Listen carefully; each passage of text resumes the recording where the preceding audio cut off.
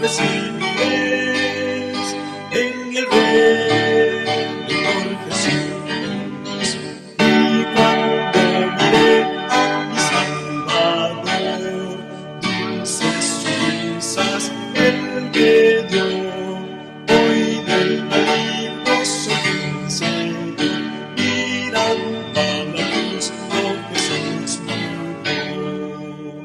Oh, mirad, pues hallaréis. Un gusto de saludarles, hermanos y hermanas, nuevamente en este día lunes 9 de octubre, cuando venimos para compartirles otro estudio más de la lección. Gracias por permitirnos llegar hasta sus hogares con estos estudios que edifican nuestra vida, que nos dan esperanza. Están hechos a la ley y al testimonio, es decir, con la Biblia y el espíritu de profecía. Así estudiamos con ustedes todos los días. Donde quiera se encuentren, les deseamos muchas bendiciones. Y como siempre, mis hermanos Tony García y Carmelo Ramírez me acompañan. Hermano Tony, bienvenido. Gracias, pastor. Aquí estamos nuevamente compartiendo con ustedes, hermanos, y gracias por sus oraciones. Y sigan orando por el ministerio y sobre todo, hermanos, que nunca falte esos medios para salir adelante, llevar adelante esta obra. Porque recuerden que con lo que ustedes apoyen, ustedes son los que están haciendo posible esto. Aquí nomás se administra lo que ustedes mandan. Ustedes son los que están llevando a cabo esta obra de aquellos que vienen enfermos y atenderlos en esa manera gratuita. Y Dios se los toma en cuenta, porque todo lo recibimos de Él, hermanos. Adelante, firmes, y pues que Dios los bendiga. Hermano Carmelo. Yo también estoy agradecido aquí estar con los varones, también y con ustedes, hermanos. Claro que sí, agradeciéndole al Señor por permitirnos un día más de estar aquí con estas lecciones, ¿verdad? Que precisamente nos preparan para un conocimiento más amplio de saber cómo estamos nosotros aquí ante Dios y también pues recalcarnos bien claramente el fundamento, quién es, como lo vamos a estar hablando y como ya hablamos el día de ayer, hoy también, pues sabemos que el fundamento es Cristo, ¿verdad? Pero también, hermanos, pues agradecido porque nos permiten entrar en sus hogares o a través, ¿verdad? Si van manejando, hermanos, que tú también puedas escuchar estas lecciones y si tú asistes a la iglesia también, pues que puedas llevar un comentario tuyo también, porque realmente eso es lo que se trata esto, de poder extraer, ¿verdad?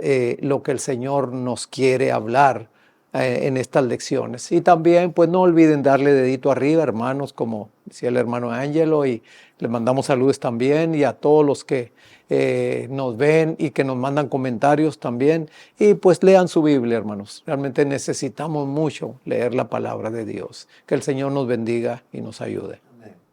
Vamos a pedir la bendición del Señor, hermano Tony, por favor. Santo, santo, santo es tu nombre, Señor Jehová de los ejércitos. Gracias, Padre, gracias porque nos permites elevar nuestro corazón, nuestra mente, hasta tu trono de gracia, de gloria y majestad. Gracias por tener esa plena confianza que tú nos escuchas aun cuando no somos merecedores. Y es para implorarte, Padre, que en estas lecciones que estamos grabando, tu Santo Espíritu sea el que las presente delante de los que escuchan y reciban grande bendición. Así como nosotros al estudiarlas antes de venir aquí, también tú ya nos has bendecido con la comprensión de tu palabra, lo que tu Santo Espíritu nos ha dado a entender, que así también seas con cada uno de los que escuchan. Y también, Señor, sobre todo en aquellos que están enfermos, que tienen necesidades, también tengan esa plena confianza de elevar sus oraciones hasta el lugar santísimo donde está nuestro Salvador Jesucristo intercediendo, y sabemos que Él está dispuesto a interceder por nosotros, y tú, Padre Celestial, estás dispuesto aún a darnos no solamente lo que necesitamos, sino aún tu Santo Espíritu. Gracias pues por que tú nos lo haces entender por medio de tu palabra. Gracias en el nombre de Cristo Jesús. Amén. Ayer nosotros mirábamos que Cristo es nuestro sumo sacerdote según el orden de Melquisedec. El fundamento del ministerio de Melquisedec es el título que le ha puesto el autor al estudio de hoy, porque en cierta manera Él es el fundamento, es decir, Cristo, nuestro sacerdote. Él, el que es de acuerdo a la categoría de Melquisedec o a la dignidad de Melquisedec, Él es el fundamento. Y por eso vamos a entrar en más profundidad a este estudio sobre el fundamento de la fe cristiana en los próximos días, empezando con la pregunta básica: ¿cuál es el fundamento de la fe cristiana, hermano Carmelo? Por favor. Bueno, aquí tenemos 3 citas. La primera la tenemos en Mateo 16, 16 al 18. La otra es 1 Corintios 10, 4. Y la otra es también 1 Corintios 3, 11. Vamos a ver Mateo 16, 16 al 18. Dice: respondiendo Simón Pedro dijo: tú eres el Cristo, el Hijo del Dios viviente. Entonces le respondió Jesús: bienaventurado eres, Simón, hijo de Jonás, porque no te lo reveló carne ni sangre, sino mi Padre que está en los cielos. Y yo también te digo que tú eres Pedro, y sobre esta roca edificaré mi iglesia, y las puertas del Hades no la dominarán. Y ahora vamos a ver, para entender bien estos versículos, porque si nomás leyéramos estos versículos, pues nos desviarían por otro lado. Pero vamos a ver qué nos dice 1 Corintios 10, 4, que nos dice de esta manera. 10, 4 dice: y todos bebieron la misma bebida espiritual, porque bebían de la roca espiritual que los seguía. Esa roca era Cristo. Ahí estamos viendo ya un poquito más claro, ¿verdad?, quién es la roca. Y vamos a ver también allá, ahí mismo en el libro de 1 Corintios, pero ahora el 3, 11, que nos dice de esta manera: nadie puede poner otro fundamento que el que está puesto, el cual es Jesucristo. Aquí vemos, hermanos, que el fundamento o la piedra siempre ha sido Cristo, ¿verdad? Y no como muchos tienen, ¿verdad?, en creencia de que a Pedro fue el que se le dio y él es la cabeza, él es la roca, porque también nosotros sabemos que la cabeza de la iglesia es Cristo también. Así es que aquí, por ende, los versículos estos nos aclararon mejor todavía quién es el fundamento y quién es la roca. Yo creo, hermanos, que los textos están bien claros. No hay para dónde confundirse en esto. El don de profecía, hermano Tony, si nos lee, por favor, la cita que viene a continuación. Sí, el deseo de todas las gentes, la página 380, dice: la verdad que Pedro había confesado es el fundamento de la fe del creyente. Es lo que Cristo mismo ha declarado ser vida eterna. Pero la posesión de este conocimiento no era motivo de engreimiento. No era por ninguna sabiduría o bondad propia de Pedro, por lo que le había sido revelado esa verdad. Nunca puede la humanidad de por sí alcanzar un conocimiento de lo divino. Claro, Pedro por sí mismo no podía entender esto, pero fue revelado por el Espíritu Santo, y de ahí que Cristo Jesús le dijera: bien has dicho, Pedro, porque esto no te lo reveló carne ni sangre, sino mi Padre que está en los cielos. Él es la roca, Cristo Jesús es la roca, es nuestro fundamento, porque una persona no puede ser ese fundamento, porque nosotros nos equivocamos, somos falibles, y no podía el Señor poner a un ser humano como fundamento de su iglesia. Jamás. En el fundamento de la iglesia de Dios es Cristo Jesús la roca. Pero ¿cómo sabemos, hermano Tony, que el fundamento no es Pedro? Bueno, vamos a ver lo que dice en Mateo 16, del 21 al 23, y Jeremías 17, 5. Dice Mateo 16, del 21 al 23. Desde entonces comenzó Jesús a declarar a sus discípulos que le era necesario ir a Jerusalén y padecer mucho de los ancianos, de los principales sacerdotes y de los escribas, y ser muerto y resucitar al tercer día. Entonces Pedro, tomándolo aparte, comenzó a reconvenirle diciendo: Señor, ten compasión de ti, en ninguna manera esto te acontezca. Pero él, Cristo Jesús, volviéndose, dijo a Pedro: Quítate delante de mí, Satanás. Me eres tropiezo, porque no pones la mira en las cosas de Dios, sino en las de los hombres. Y ahora vamos a Jeremías 17:5. Dice así, Jeremías 17:5. Así ha dicho Jehová: maldito el varón, traduciéndolo en nuestras palabras, maldita la persona que confía en otra persona y pone carne por su brazo, y su corazón se aparta de Jehová. Pedro, inspirado por el Espíritu Santo, declara que Cristo es el Hijo de Dios, es el enviado de Dios. Y el Señor le dice: bienaventurado eres, Pedro, porque esto no te lo reveló carne ni sangre. Y confiando en que Pedro había sido exaltado por el Señor Jesús, después, cuando el Señor Jesús le dice que es necesario ir a Jerusalén y padecer por los escribas y los sacerdotes, Pedro, sintiéndose capaz, llama al Señor y lo aparta y le dice: Señor, que tal cosa no te acontezca. No, ¿cómo vas a ir allá? No vayas. Pero el Señor, que todo lo sabe, sabe que no estaba hablando allí Pedro. El que estaba hablando era Satanás. Y por eso le dice: quítate de delante de mí, Satanás. No estaba diciendo que Pedro era Satanás, sino el que estaba allí y poniéndole esas palabras a Pedro era Satanás. Y el Señor, como sabía que era Satanás, le dice a Satanás: quítate delante de mí, aunque era Pedro el que estaba hablando.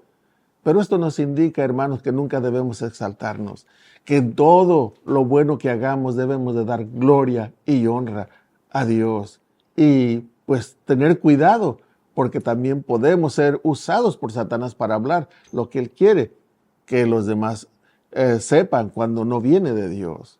Tenemos que tener cuidado.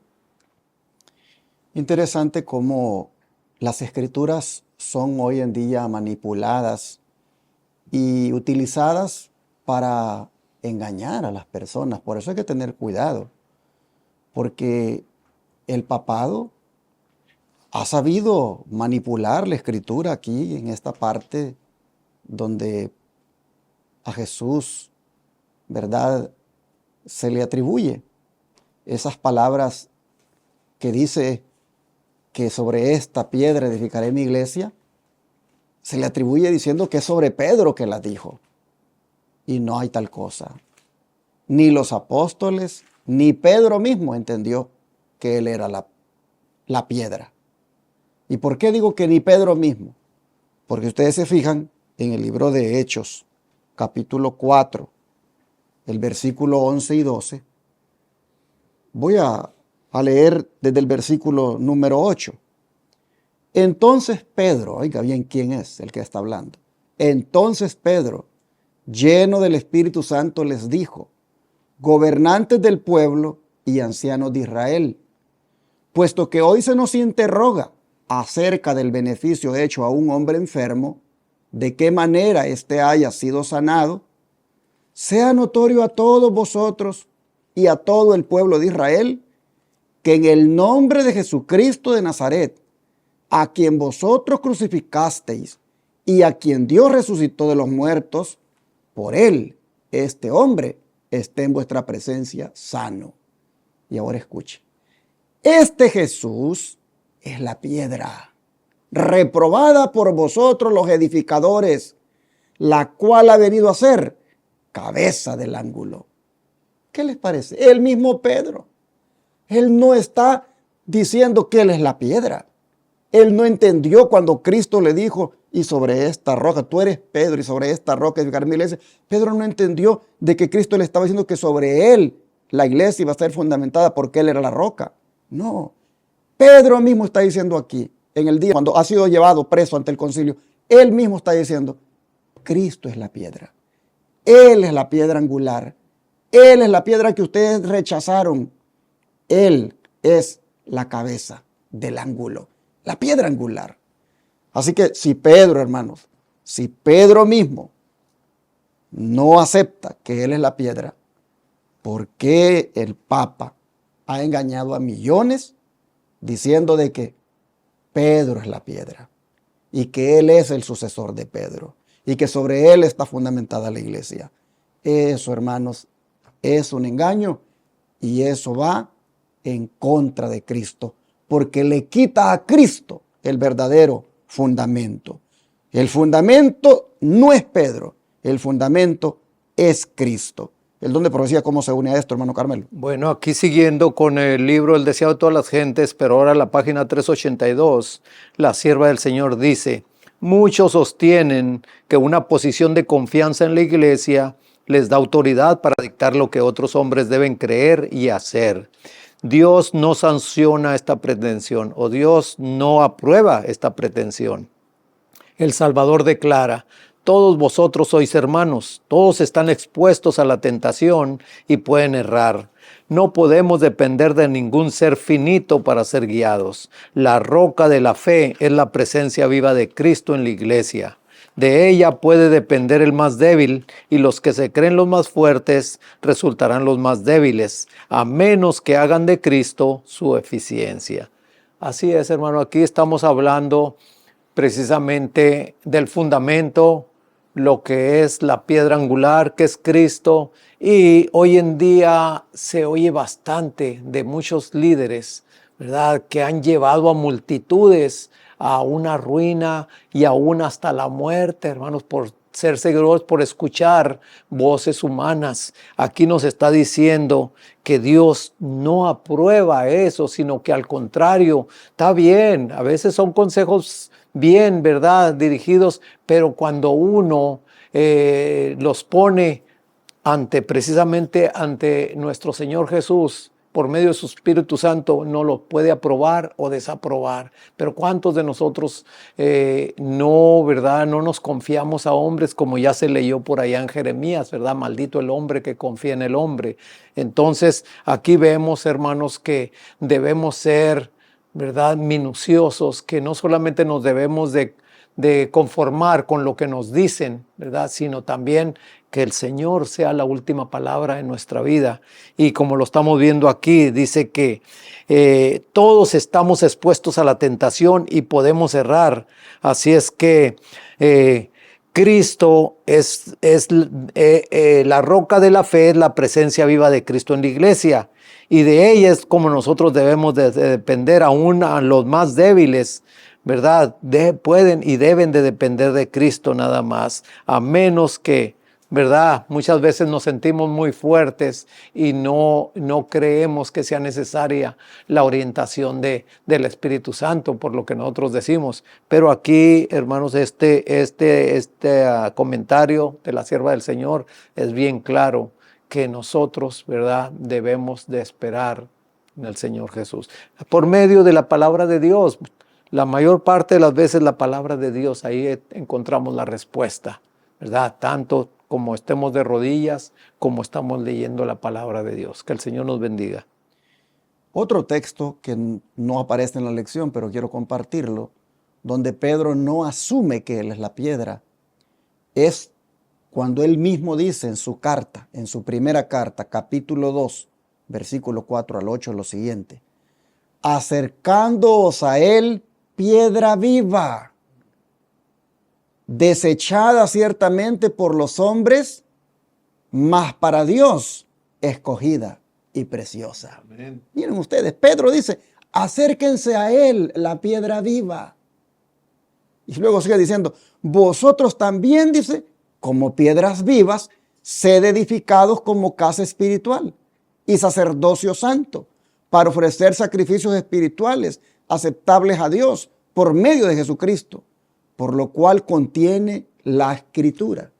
He aquí pongo en Sión la principal piedra del ángulo, escogida y preciosa, y el que creyere en él no será avergonzado. Para vosotros, pues, los que creéis, él es precioso, pero para los que no creen, la piedra que los edificadores desecharon ha venido a ser la cabeza del ángulo, piedra de tropiezo y roca que hace caer, porque tropiezan en la palabra, siendo desobedientes, a lo cual fueron también destinados. Miren cuántas veces Pedro hace referencia a Cristo como la piedra, a Cristo como la roca, a Cristo como la piedra viva. Nunca Pedro entendió que él era la roca y que la iglesia estaba fundada sobre él. Nunca. ¿Por qué este que dice que es el sucesor de Pedro, el Papa, se atreve a decir semejante barbaridad? Esto lo único que hace es cometer una grave blasfemia en contra de la palabra de Dios y querer ser prácticamente él el sucesor de Cristo para tener la autoridad de meter todas las idolatrías que mete. Tenemos que declararlo, tenemos que decirlo abiertamente, porque hermanos, para eso el Señor nos tiene aquí, para enseñarle a la gente la verdad. Así que usted puede ver que el fundamento siempre ha sido Cristo Jesús. Amén. Y cuán importante, hermano Tony, es la doctrina pura en este fundamento que es Cristo. Sí, pastor, vamos a tener algunas lecturas. Primero en primera epístola de Juan, capítulo 2, versículo 21, y luego la segunda epístola, capítulo 1, versículos 10 y 11, y luego pasamos a Proverbios 4, 18. Dice en primera de Juan, el capítulo 2, versículo 21, dice así: no os he escrito como si ignoraseis la verdad, sino como que la conocéis, y porque ninguna mentira procede de la verdad. Claro, si él habla la verdad, es verdad. Ahora, segunda de Juan, capítulo 1, versículo 10, dice así: si alguno viene a vosotros y no trae esta doctrina, o sea, la verdad, no lo recibáis en casa ni le digáis bienvenido, porque el que le dice bienvenido participa en sus malas obras. Y yendo a Proverbios, ahora el capítulo 4, versículo 18, dice así: mas la senda de los justos es como la luz de la aurora, que ven aumento hasta que el día es perfecto. Claro, si tú eres sincero para con Dios y quieres servirle de todo corazón, el Señor te va a ir llevando a la verdad como la luz de la aurora. Y saben, no sé si ya lo compartí con ustedes, hermanos, pero lo voy a volver a repetir, lo voy a decir. Donde yo nací, era un pueblito muy chiquito, no había luz eléctrica. Y sabe, pastor, que nos alumbrábamos con el aparato, un mechón, un bote con petróleo, que la nariz nos amanecía llena del hollín, pero era luz. Cuando no había dinero ni para comprar el petróleo, estábamos tristes porque estaba a oscuras esa casa. Bueno, allí uno de los que vivían allí tenía su tienda y llevó una lámpara de gasolina. Una luz mejor, pero había que estar echando aire para a que no se apagara. Después de eso, compró un tanque de gas con su lámpara, pues ya no había que echarle aire, ya nomás la prendía y una luz preciosa, hasta que llegó la luz eléctrica. ¿Por qué menciono esto? Dice que la luz de la aurora, la senda del justo es como la luz de la aurora que va en aumento hasta que el día es perfecto. ¿Ve? Comienza poquito, otra mejor, hasta que llega pleno conocimiento. Empezamos en la iglesia católica, una lucecita allí tenue. Vienen otros pentecostales y otros que tienen un poco más de luz, hasta llegar a la que hoy tenemos. Una luz preciosa que está alumbrando, pero va de menos a más. Así también vuelvo con lo que comencé. Dios conoce los corazones. Si tú eres sincero en buscar a Dios, en servirle, no importa dónde estés, Él te va a ir guiando, te va a ir dando más luz, más conocimiento, cuando tú pongas en acción ese conocimiento que ya tienes de honrar y alabar a Dios. Él te va a ir dando más conocimiento porque tú lo estás poniendo por obra. Pero si el conocimiento que tienes no lo pones por obra, ¿para qué quieres más luz? ¿Para qué te va a dar más luz? ¿Para pisotearla? No, no lo va a hacer, hermano. Bueno, así vemos entonces cómo las Escrituras recalcan y recalcan la importancia de estar fundamentados en Cristo. Y la iglesia en esta roca está fundada, en Cristo. Ahora, ¿qué clase de iglesia es la que va a estar preparada, hermano Carmelo, cuando Jesús venga? ¿Y por qué? Bueno, aquí tenemos dos citas. La primera está en Efesios 5, 26 y 27 y la otra es primera de Timoteo 3, 15. Pero me gustaría leer desde el 25, aquí Efesios 5, 25 al 27, para saber qué clase de iglesia, así también como la compara, ¿verdad?, precisamente con la pareja, con el matrimonio. Fíjense lo que dice el 25, maridos, amen a sus mujeres así como Cristo amó a la iglesia y se entregó a sí mismo por ella, para santificarla, habiéndole purificado en el lavamiento del agua por la palabra, a fin de presentársela a sí mismo una iglesia gloriosa, que no tuviera mancha ni arruga ni cosa semejante, sino que fuera santa y sin mancha. Aquí estamos viendo qué clase de iglesia es la que está preparando el Señor. Y vamos a ver qué nos dice primera de Timoteo 3:15, que nos dice así: para que si tardo sepas cómo debes conducirte en la casa de Dios, que es la iglesia del Dios viviente, columna y defensa de la verdad. Hermanos, aquí estamos viendo que nosotros, ¿verdad?, que si somos parte de la iglesia, esa iglesia que el Señor está preparando gloriosa, pues también, hermanos, nosotros debemos estar santificados, ¿verdad? Y la santificación es precisamente el proceso de toda la vida que vaya en crecimiento. No que hoy sí me entrego al Señor y ya al día de mañana pues como que entró alguna tentación o algún desvío y pues ya te fuiste por otro lado, hermano, sino que al contrario, el Señor quiere una iglesia cuando Él venga preparada, que no tenga mancha ni arruga ni cosa semejante. Así es que el Señor nos ayude para que seamos parte de esa iglesia por la cual el Señor viene. Interesante cuando se describe a la iglesia como columna y baluarte de la verdad, porque por la gracia de Dios, esta iglesia, la cual tenemos el privilegio de liderar y pertenecer, busca fundamentar todo lo que habla en la palabra de Dios. Es decir, nosotros tratamos de que todo esté centrado en la verdad que es Cristo y en las verdades que derivan de Cristo. Como iglesia, sabemos que es la única manera como podemos prepararnos para la venida del Señor, manteniéndonos en la verdad y manteniéndonos bajo la cabeza, bajo la dirección de la cabeza que es Cristo.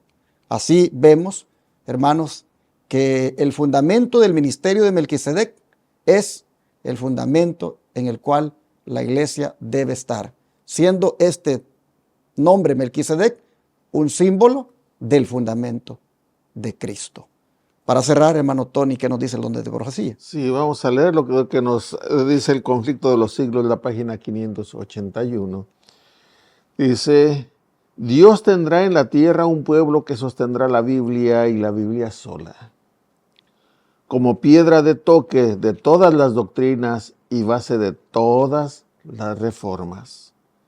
Ni las opiniones de los sabios, ni las deducciones de la ciencia, ni los credos o decisiones de concilios tan numerosos y discordantes como lo son las iglesias que representan, ni la voz de las mayorías, nada de esto, ni en conjunto ni en parte, debe ser considerado como evidencia en favor o en contra de cualquier punto de fe religiosa.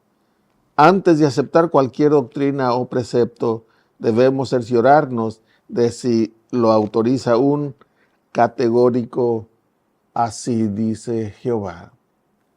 Claro, a la fe y al testimonio. ¿Cuántas veces no hemos repetido esta frase, a la fe y al testimonio, como adventistas del séptimo día, hermano?